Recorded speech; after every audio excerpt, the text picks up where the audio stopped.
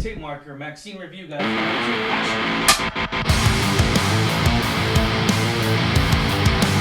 What's going on, Alamo City Movie Talk fans? As always, I'm your host, Ryan D. aka Ryan 16. And this is Alamo City Movie Talk, guys. Thank you so much for making us a part of your day. You know what to do, guys. Like, share, subscribe to us on our Alamo City Movie Talk page. Help us reach to 23,000 subscribers. We're so close. A little less than 500 subscribers away from hitting our 23,000. For the marker here and everything. But let's get right to it. Without further ado, what are we talking about today, Angela? Ooh, so this one has been on the radar for you for a while now. Yeah. And I think this was one of the most anticipated movies for you of this year. One of them, yes. One of them. Yep. So we have the lovely privilege of we got to see a early access screening at the Draft House. Thank you, Draft House. Mm-hmm. Of the newest film of this trilogy, Maxxine. Yeah, Maxxine tells of a story of in 1980s Hollywood, adult film star and aspiring actress Maxxine finally gets her big break, but as a mysterious killer stalks the starlights of Hollywood, a trail of blood threatens to reveal her sinister past. A trilogy by Ty West. X was the first one. Yeah, X, Pearl, and I gotta admit, I have to mention these last two movies because they are two completely different movies. The last two, and including this one, they are all three different kind of movies. I gotta admit that. I have to say that right off the bat because that's just what I personally feel. Is that they personally, my point of opinion, these three movies are just so different, but they're so great. They really complete each other in a sinister way to where a trilogy should be. This has got to be one of the best trilogies I've ever witnessed, seen, and it definitely hits on so many levels on that horrorness, that 80s horror that we got, that 70s horror that we got when X came out. Then the bright colors, we never seen that besides Midsommar. Started that whole trend. But it was all bright, and recently. Yeah, and so it was just a really, really huge bright scenery, colorfulness, and it was a horror movie, and it was definitely different. It was so complex, it was so peculiar, it was so stood out of its right. It really did. It really stood out, and I was very, very, very excited for Pearl, and it's one of the best movies I've seen, including this one as well, which creates that whole 80s psychological thriller horror in a way, and it really completes that in its right. What did you think of this movie? I mean, I love that this one. So I was a little bit unsure about this one because it is the third film, and as much as we loved Pearl, you know, usually sequels aren't as good as the first one, but I would say Pearl was one of the exceptions. I think it was pretty much as good, if not better, than the first one. Depending on who you ask. So I was a little hesitant. I was like, okay, will it still have that magic? Will it still have? I know obviously it stars Mia Goth again. She's fantastic, phenomenal. Cannot say enough good things about her. She's definitely ruling the horror scene right now. Yes, she is. And so I was like, okay, but where would the story go? And you know, I love that it's set in the 80s because, you know, watching it, the cinematography was beautiful, the hair, the makeup, the music, it was pure 80s. Granted, we weren't born in the 80s, but I love the era. And I think this movie captured it very well, captured her story very well, because this is the backstory of Maxxine. And, you know, it's a continuation essentially of where we left off at X. You know, that's her past, and, you know, kind of like her past is catching up to her in a sense. And I loved the way the story played out. I really did. I think this is going to be a film that focuses a lot on developing her story. And you know what we know what happened to her in X, but this is like, since then, where is she at now? And the past is catching up to her. And I really like it. I think it was great. It still had the same magical horror, violent touches to it, if you will. But I do think it is going to be a little bit different than what people are expecting.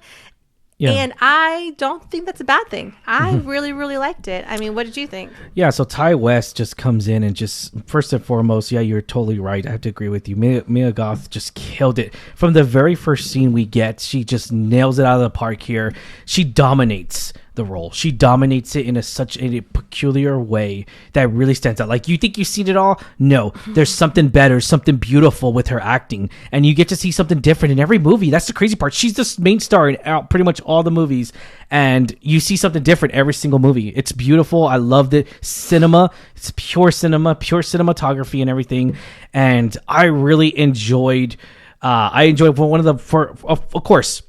Let's talk about, like, I guess the only small thing I would say, the only problem I had with this movie was that it's a little bit predictable, but you get that sense because it completes it. But in a strange way, though,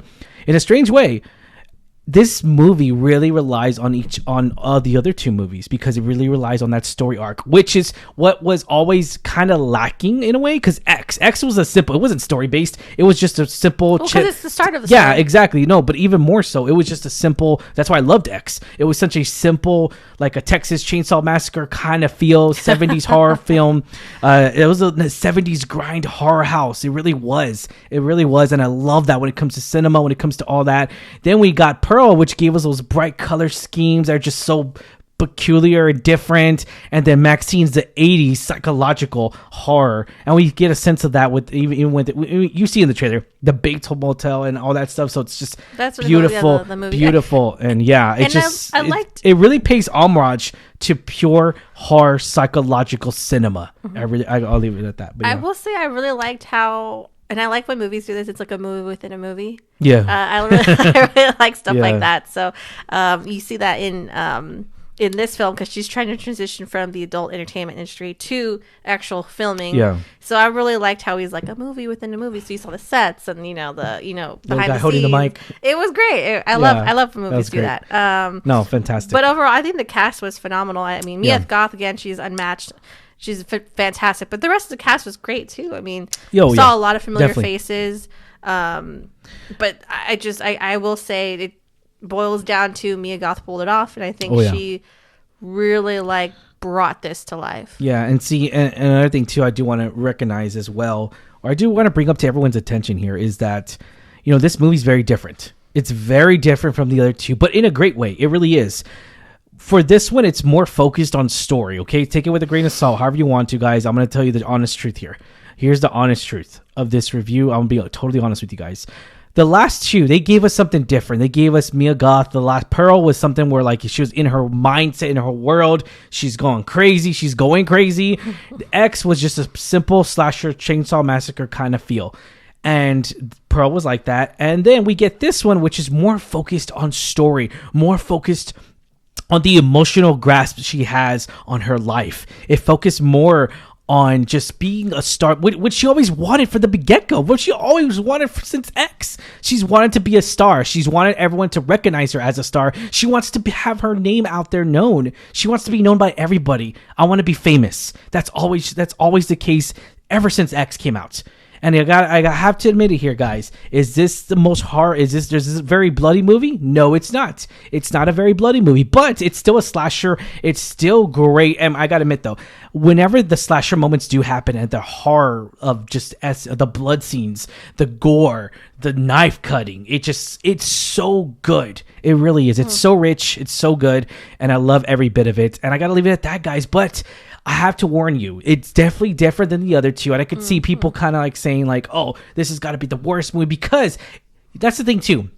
With me as a moviegoer, I don't want to see the same thing over and over. Like if it works, it works. Like Toy Story. You don't see this toys going through the same situation all over again. They go through different obstacles. They go through different. Auntie's no longer with them no more, so he gives it off to the next toy, the next kid to play with the toys. So like you get what I'm saying? Like it's just trilogies and sequels cannot be the same thing. And I get it. You love X. That's awesome. Love X. Love Pearl. But MaXXine gives us something what the other two didn't. And that's great story and great just psychological thriller that I really do love. And 80s music is so on point. It's so great. Yeah, great song selections. I will agree. I think it's a lot different. And I don't necessarily think it's going to gather a lot of the best reception as I think it should. Yeah. I agree, with sequels and, third movies and, there's a franchise going on. People expect bigger, badder the next time around. And I agree. This is not necessarily the case. in the sense of horror, in the sense of the gory scenes, violent scenes. Yeah. It does dial it back a little bit, but I think when it dials it back, it, like you say, ramps up the story. So you do get that closure. You do get the whole missing piece of the puzzle of what's been building up since the last movie. So I agree. I absolutely love that this was more story driven and had more of an arc to it. I agree. I love the 80s. It was amazing. I was like, oh man, love the hairstyles. I love it all. How it, I love her jacket. I love her jacket. I love the wardrobe and the hair and everything. I really like how it played on what was going on at the time. Like, there was a lot of serial killers in the 70s and 80s, and it kind of the Night Stalker was a real person. That was a real thing. A real thing, and it was a different time in the 80s. You know, so I like that we got that sense of like that story into the real life events. It's real life events, and it really captivates how it sucks you into that world, into another reality, if you will. But this is definitely the film that we deserved. Rating 1 out of 10. Tell me the highest. I'm just like, what do you give this rating? I know it's tough. That's so tough. Yeah. As a standalone film, because I'm not going to let my pass. I'll give it a solid 8 because I really liked it. Yeah. For me, I didn't think it needed the gore scenes to keep it going. Like, the story was enough for me, and I think the violent scenes that were in there were done super well. Yeah. Again, hats off to Mia Goth. She's amazing. She, had the hands on the whole wheel. The whole movie, she was phenomenal. So I would give it a solid 8. I'm very excited to see her really progress as an actress to be in more Oscar-worthy movies. I'm not to say this is an Oscar-worthy movie, but I don't think it will be. More in an Oscar contender type of film. And I cannot wait to see her be in those roles because she kills it. I would not be surprised if she comes out in another movie next year that is contender for an Oscar. So I would not be surprised in that, in my case, or I would not even argue. Does Mia Goth deserve an Oscar? Yes. I mean, how young of her age she is to play these menacing psychological roles that are just revealing of your human emotions, and they're just so well put together. But as far as this one goes, Maxxine, I love this movie. This movie's fantastic. It definitely hit home, and it definitely reached my expectations a lot. I'm gonna give it a solid 9 out of 10. It's definitely a movie to where like I enjoyed it. I cannot wait to own this movie, and I can't wait to see more behind the scenes stuff because I'm a sucker for that. I love watching. I'm a nerd. I'm a cinema nerd. I'm a movie fan. I'm a movie nerd, movie geek. I'm a movie buff. I really enjoy those behind the scenes stuff that you get to see where they're filming. Maybe they changed it up. Maybe they filmed at daytime and then they made it at night. I love it when they do stuff like that. Yeah. So definitely hits home. Definitely hits my little comfort zone, which I do love, of enjoying all that behind the scenes stuff. But I'll leave it a 9 out of 10, guys. I cannot wait for any of you guys to check it out, guys. But the question is for you: what did y'all think? Let us know in the comments down below. What do you guys think of Maxxine as a whole, as a trilogy of its own right? Because this has got to be one of the best trilogies I've seen.